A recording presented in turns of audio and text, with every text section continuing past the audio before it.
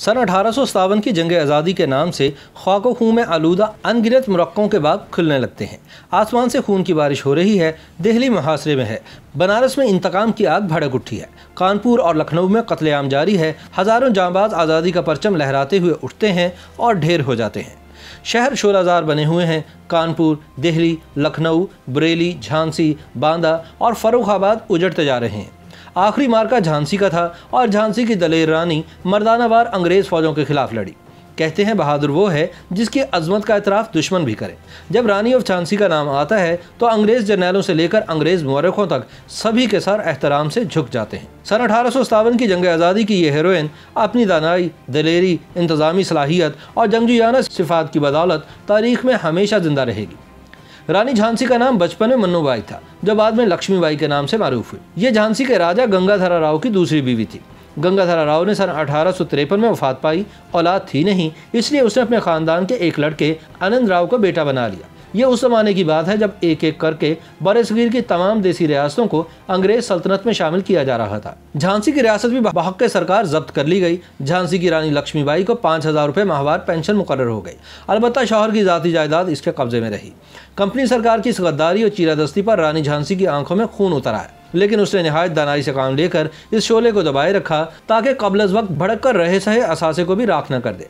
रानी ने 3 साल निहायत सब्र सुकून से गुजारे और अपनी जाती रियासत का इंतजाम चलाकर गैर मामूली जहानत और सलाहियत कार का सबूत दिया। एक अंग्रेज मौरिख डीवी प्रिस्नस रानी लक्ष्मीबाई के मामूलात ज़िंदगी के बारे में लिखते हैं कि वो अपने रोज़मर्रा मामूलात में निहायत सख्त थीं। हर रोज़ दरबार लगाती। हाफजा इस कदर तेज था कि 750 सरदारों में से जो बिलानागा दरबार में हाजिरी देते थे, अगर कोई सरदार किसी दिन हाजिर न होता तो दूसरे दिन जवाब तलब कर लेती। तहाइफ मिलते तो खादिमों में तकसीम कर देती। मर्दाना लिबास पहनती। गहरे नीले रंग का कोट पजामा और टोपी इसका पहनावा था। कमर में दुपट्टा बांधती और 7 शमशीर लटकती हुई। जनाना लिबास से भी परहेज न था। अहकाम कभी मुंशी से लिखवाती, कभी खुद लिखती। हर बात नफे तुले और सादा अल्फाज में होती। रहमदिल इतनी थी कि एक बार हज़ारों फ़कीरों को सर्दी में ठिठुरता हुआ देखा तो शहर के सारे दर्जी बुलवाए और 4 दिन के अंदर ही अंदर कपड़े और कंबल उनके लिए बनवाए और तकसीम किए।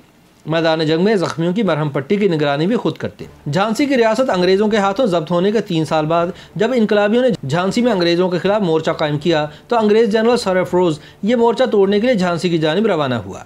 सरफरोज का बयान है कि उन्होंने मुखालिफ फौजों में औरतों को भी देखा जो तोपखानों में काम कर रही थी और असलहा ढो रही थी। सरफरोशी और जानबाजी का जज्बा कि औरतें भी मैदान जंग में निकल आईं किसी मामूली क़यादत के बस की बात नहीं। यही वजह है कि झांसी की लड़ाई सिर्फ कला में बंद होकर नहीं लड़ी गई, बल्कि गली कूचों में भी घुमसान का रन पड़ा। अंग्रेज सिपाहियों पर सिर्फ गोलाबारी नहीं हुई, इन पर पत्थर और लकड़ियां तक फेंकी गई। अंग्रेज फौजें झांसी के कला पर 60-60 पाउंड के गोले बरसा रही थी, जो रात में छोटी गेंद की तरह नजर आते थे और दिन की रोशनी में नजर भी न आते थे।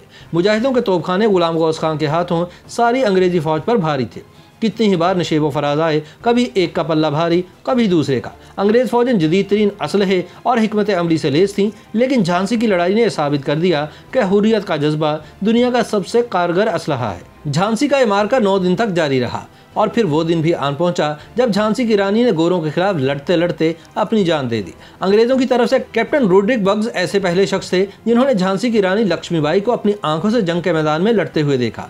उन्होंने घोड़े की लगाम अपने दांतों से दबा रखी थी और दोनों हाथों से तलवार चला रही थी और एक साथ दोनों तरफ वार कर रही थी।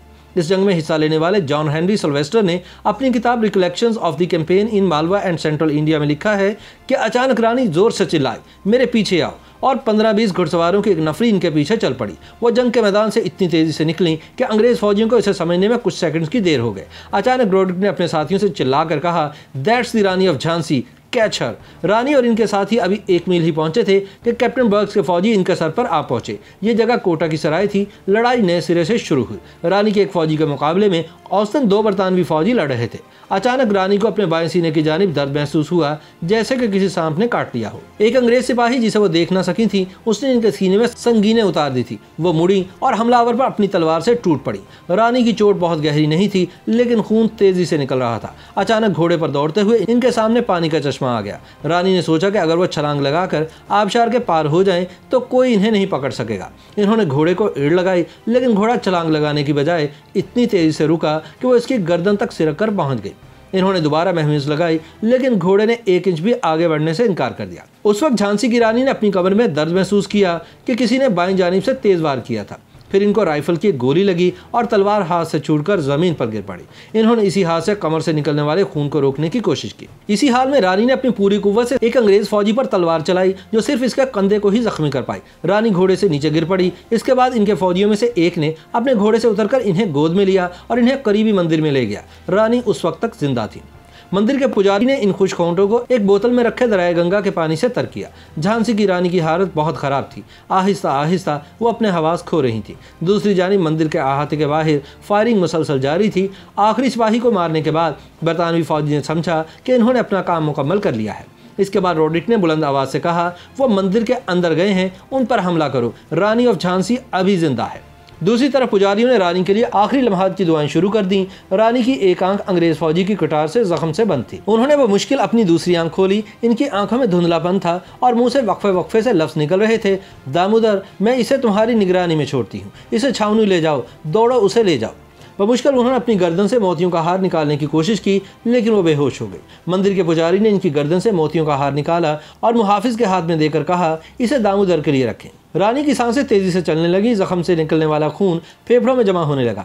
आहिस्ता आहिस्ता वह डूबने लगी। यकायक इनमें फिर से जान आ गई। इन्होंने कहा कि अंग्रेज़ों को मेरा जिस्म नहीं मिलना चाहिए। यह कहते ही इनका सर एक तरफ झुक गया। इनकी सांस एक बार फिर तेज हुई और फिर सब पुरसुकून। झांसी की रानी लक्ष्मीबाई की रूह परवाज कर चुकी थी। रानी के चंद मुहाफिजों ने फौरन लकड़ियां जमा की और रानी के जिस्म को इस पर रखकर आग लगा दी। इनके इर्द गिर्द राइफल चलने की आवाज़ें बढ़ती जा रही थी। मंदिर के बाहर अब तक सैकड़ों बरतानवी फौजी जमा हो चुके थे। मंदिर के अंदर से अंग्रेज़ों पर सिर्फ 3 राइफलें गोलियां बरसा रही थी। पहले एक राइफल खामोश हुई, फिर दूसरी और फिर तीसरी भी खामोश हो गई। जब अंग्रेज मंदिर में दाखिल हुए तो वहां से कोई आवाज़ नहीं आ रही थी। सब कुछ पुरसुकून था। सबसे पहले रोड्रिक बग्स अंदर दाखिल हुए। वहां रानी के कई दर्जन सिपाहियों और मंदिर के पुजारियों के खून में लथपथ लाशें पड़ी हुई थी। कोई भी जिंदा नहीं था, लेकिन सिर्फ एक लाश की तलाश जारी थी। उस वक्त उनकी नज़र एक चिता यानी लाश को जलाने वाली आग पर पड़ी, जिसकी लिपट अब मध्यम पड़ चुकी थी। उन्होंने अपने बूट से इसे बुझाने की कोशिश की। फिर इन्हें जलते हुए इंसानी जिस्म के वाक़ियात नजर आए। रानी की हड्डियां तकरीबन राख हो चुकी थीं। यूं झांसी की दलेर रानी की लाश अंग्रेजों के हाथ नहीं लग पाई। YouTube पर गूगली न्यूज देखने के लिए youtube.com की सर्च बार में गूगली न्यूज टीवी टाइप करें। गूगली न्यूज के पेज पर सुर्ख रंग के सब्सक्रिप्शन वाले बटन पर क्लिक करना ना भूलिए। YouTube पेज पर अपलोड होने वाली वीडियोस से बाखबर रहने के लिए बेल आइकन पर क्लिक कीजिए। आपको हर नई वीडियो के बारे में नोटिफिकेशन मौसूल हो जाएगा।